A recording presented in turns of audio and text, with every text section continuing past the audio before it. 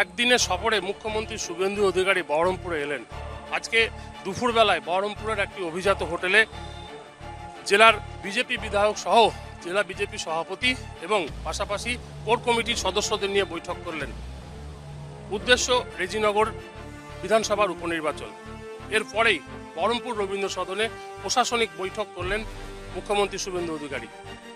মুর্শিদাবাদ জেলার বিভিন্ন এসডিও, সমস্ত বিডিওদের এবং পাশাপাশি জেলা শাসক এবং জেলা পুলিশ সুপারের সঙ্গে বৈঠক শেষে শুভেন্দু অধিকারী সংবাদ মাধ্যমের মুখোমুখি হলেন। শুভেন্দু অধিকারীর বক্তব্য যে মুর্শিদাবাদ জেলায় প্রচুর দুর্নীতি হয়েছে, সেই সমস্ত দুর্নীতি যেমন তদন্ত হবে, পাশাপাশি ভাঙনের জন্য ৩,৬০০ কোটি টাকার প্রস্তাব দেওয়া হয়েছে কেন্দ্রকে এবং মুর্শিদাবাদের ফরাক্কা থেকে ভগবানগোলা পর্যন্ত ২৫০০ কোটি টাকার ভাঙন রোধ হবে বলে জানালেন মুখ্যমন্ত্রী। একই সঙ্গে বিভিন্ন প্রকল্পের ঘোষণার পাশাপাশি পরিযায়ী শ্রমিকদের ফিরিয়ে আনার প্রচেষ্টা শুরু করলেন মুখ্যমন্ত্রী শুভেন্দু অধিকারী। চলুন দেখি শুভেন্দু অধিকারী কি বলছেন। এবং আমার রাজনৈতিক কর্মসূচি ছিল এখানে দুটো, একটি হয়েছে আজকে এখানে প্রশাসনিক সভা করলাম, যেহেতু আমি এসেছি। আর আমার রেজিনগরে আরেকটি আমাদের ওয়ার্কার্স মিটিং আছে, আমার যেতে হবে। তার মধ্যে এখানে একটি রিভিউ মিটিং হলো। এখানে আমাদের বিডিও, এসডিও, এডিএমরা ছিলেন, আর পুলিশের পুরোটা ছিলেন, ওসিআইসিরা আর এডিশনাল স্পেশাল দুটো পুলিশ ডিস্ট্রিক্টের এসপি ছিলেন, এডিজি ছিলেন, আমাদের ডিআইজি ছিলেন এবং সর্বোপরি ডিস্ট্রিক্ট ম্যাজিস্ট্রেট লিড করেছেন। আমাদের দুজন মিনিস্টার, একজন মিনিস্টার একটু আউট অফ ডিস্ট্রিক্ট রয়েছে, আউট অফ স্টেট রয়েছে, আর ক্যাবিনেট মিনিস্টার ছিলেন। আমার সাথী কয়েকজন যারা আগের মিটিংয়ে ছিল তারা এসেছে। মূলত আমরা এই জেলাতে ডেভেলপমেন্টের বিভিন্ন স্কিম রিভিউ করলাম এবং বেশ কিছু জিনিস তাদেরকে বললাম। এই 2 মাস খুব একটা বেশি সময় নয়, এর মধ্যে আমরা গঙ্গা ভাঙন নিয়ে মালদা এবং মুর্শিদাবাদের জন্য ৩,৬০০ কোটি টাকার একটা প্রপোজাল, যার 50% দেবে ভারত সরকার, 50% দেবে রাজ্য সরকার, প্রপোজাল পাঠিয়েছে। যার মধ্যে ফারাক্কা থেকে একদম ভগবানগোলা, লালগোলা এই স্ট্রেচে মুর্শিদাবাদই ম্যাক্সিমাম রয়েছে। ২৫০০ কোটি টাকা মুর্শিদাবাদের জন্য পার্মানেন্ট সলিউশন হয়ে যাবে। এটা একটা আমরা বড় জিনিস দিয়েছি। সেকেন্ড থিং হচ্ছে 15 লক্ষ এখানে অন্নপূর্ণা যোজনা অ্যাপ্লাই করেছিলেন। 12 লক্ষ মহিলা 1 জুলাই তারা অন্নপূর্ণা যোজনার বেনিফিট পেয়েছে। আমি এখানে অ্যাডমিনিস্ট্রেশনকে, ডিস্ট্রিক্ট ম্যাজিস্ট্রেটকে এনকারেজ করতে বলেছি যে পরিযায়ী শ্রমিকদেরকে ফিরিয়ে আনুন। বিকশিত ভারত রামজির 100 দিনের কাজ এবং অন্যান্য যে সোশ্যাল বেনিফিটগুলো রয়েছে, তার সঙ্গে আয়ুষ্মান ভারতের 5 লাখ টাকা পর্যন্ত ফ্রি চিকিৎসা, এর সঙ্গে নির্মাণ কর্মী থেকে শুরু করে বিড়ি শ্রমিকদের জন্য ভারত সরকার, পশ্চিমবঙ্গ সরকারের লেবার ডিপার্টমেন্টের যে প্রজেক্ট, সব মিলিয়ে আমরা হিসাব করে দেখেছি একটা পরিবার 15,000 টাকা মাসে বিভিন্ন স্কিম থেকে, পিএম কিষাণ সম্মান নিধি বলুন, কৃষক বন্ধু বলুন, অন্নপূর্ণা যোজনা বলুন, বার্ধক্য ভাতাও 500 টাকা বাড়ানো হচ্ছে, 125 দিনের কাজের ক্ষেত্রে unskilled 300, semi skilled 450, high skilled 600, সব মিলিয়ে একটা পরিবার 15-18 টাকা প্রান্তিক পরিবার তারা পেতে পারেন। সঙ্গে প্রধানমন্ত্রী অন্ন সুরক্ষা যোজনার রেশন আর আয়ুষ্মান ভারতের ফ্রি হেলথ সার্ভিস। এই বিষয়গুলো আমরা এখানে বলেছি। এখানে ব্যাপক দুর্নীতি হয়েছে। আমি এডিএম জেলা পরিষদকে বলেছিলাম যে কাজগুলো করেছে জেলা পরিষদ, তার যে ওয়ার্ক অর্ডার দিয়েছেন, টেন্ডার করেছেন, সেক্ষেত্রে আপনি যদি ঠিকঠাক মতো তদন্ত করেন দেখবেন তাদের যে ক্রেডেন্সিয়ালগুলো দেওয়া হয়েছে অধিকাংশই জাল।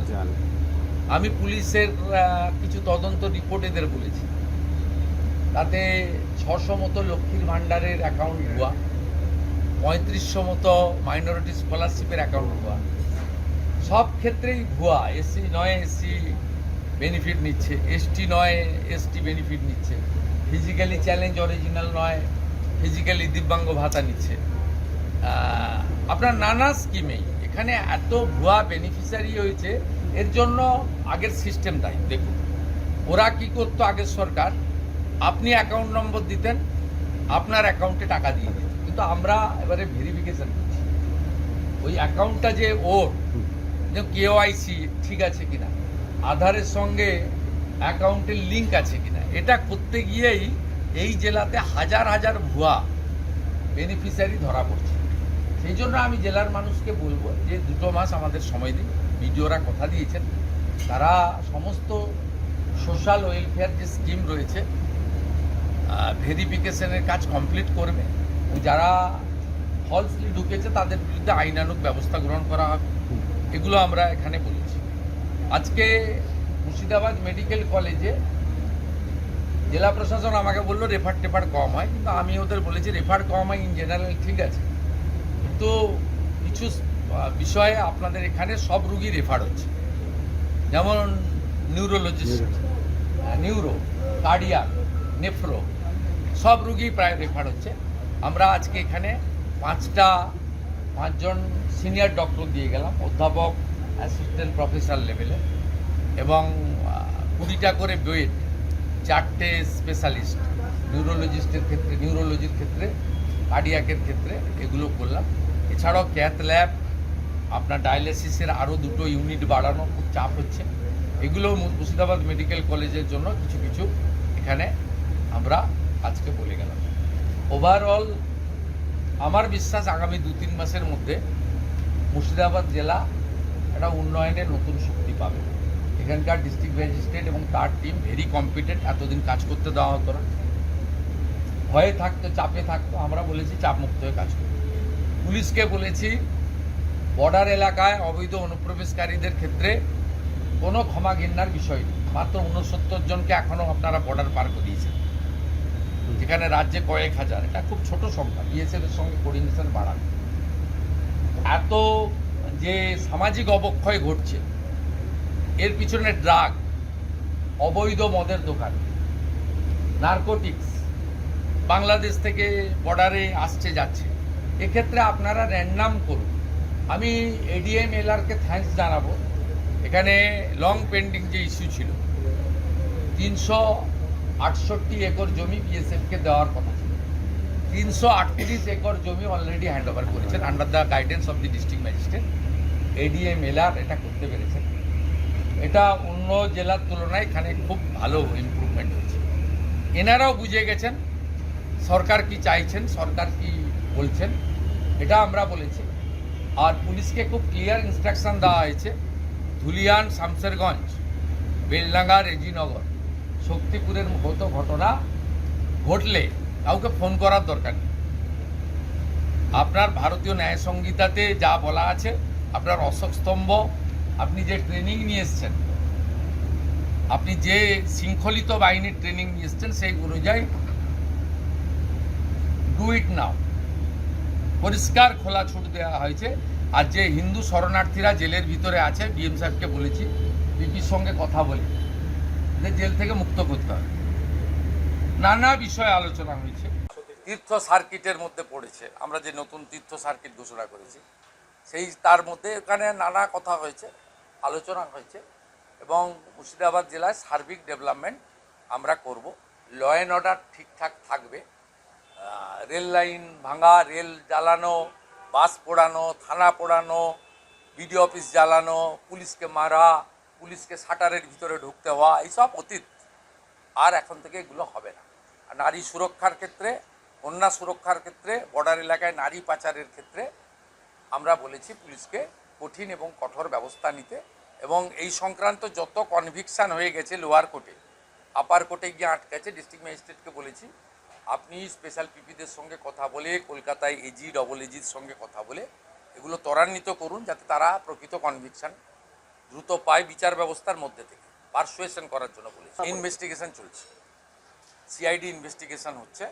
যেখানে ধরা পড়বে, যদি ভিডিও করে থাকেন, ভিডিওকেও জেলে যেতে বিএমওইচের চাকরি যাবে। আমরা আরজি করের কেসে 3জন সিনিয়র আইপিএসকে যদি সাসপেন্ড করতে পারি, তার উপরে তো কেউ নয়, অর্থাৎ ভরসা রাখতে পারে। देखिए यहाँ बीएसएफ का रिक्वायरमेंट था 360 एकड़ लैंड, ऑलरेडी अंडर द 363 एकड़ land under the guidance of the district magistrate ADMLR already handed over to 338 एकड़ land. It's a very good performance, is good. It's a small time, only 1.5 month, 45 days के अंदर ये काम ये लोग कर दिया। एक बड़ा अच्छा काम है। और in question of law and order हम लोग रिव्यू किया। देखिए कुछ अच्छा बड़ा बड़ा त्योहार वहाँ हुआ है, रिलीजन जैसे आपका हमारी बकरी ईद हुआ है, मुहर्रम हुआ है, आने वाला दिन रथ यात्रा है, श्रावण आपका जो जल यात्री होता है, महादेव श्रावण महीना है, ये सब आ रहा है। पिछले जो ये माइनॉरिटी प्रॉन डिस्ट्रिक्ट है, मुस्लिम बहुल जिला है, इसमें ये लोग बहुत अच्छा तरीके से काम किया और उनका साथ सब समाज का सब वर्ग लोग कोऑपरेशन भी किया। हम लोग का यही मकसद है, सब लोग लॉ अबाइड पीपल का नाते कानून को सम्मान करें। जो कानून देश की संविधान बनाया है, भारतीय न्याय संहिता के अंदर है, हाईकोर्ट सुप्रीम कोर्ट का जो जजमेंट है, नेशनल ग्रीन ट्राइब्यूनल का जो जजमेंट है, पॉल्यूशन कंट्रोल बोर्ड का जो गाइडलाइन है, सरकार का जो जियो आता है, उसको इम्प्लीमेंटिंग अथॉरिटी एसपी और डीएम है, वो लोग सबके साथ बात करके कर रहा है। सब लोग अभी तक कोऑपरेट कर रहा है। पिछले 2 महीने में यहाँ कोई बड़ा इंसिडेंट नहीं हुआ है, कुछ भाषणबाजी हुआ था, लेकिन उसके ऊपर बड़ा कार्रवाई किया हम लोग। इतना सब भाषणबाजी मत कीजिए। कोई पुलिस खराब काज कर रहा है, कोई सिविल एडमिनिस्ट्रेशन खराब काज कर रहा है, मैं चीफ मिनिस्टर हूँ, मैं पुलिस मिनिस्टर हूँ, मैं होम पावर का मिनिस्टर हूँ, मेरे पास भेजिए, I will take appropriate action. MLA MP को सम्मान इज्जत सब लोग को करना चाहिए। एमएलए लैंड एमपी लैंड का काम तुरंत कर देना चाहिए, उसमें राजनीति करना नहीं चाहिए। लेकिन सब थाना का बाहर जाकर ये करूँगा वो करूँगा, 4700 कैपेसिटी है जेल का, मैं इतना लोग लेकर चला जाऊँगा, मेरा कम्युनिटी चला जाएगा, इतना बड़ा जेल तो आपका पास नहीं है, ये सब भाषणबाजी कृपया करके बंद कीजिए।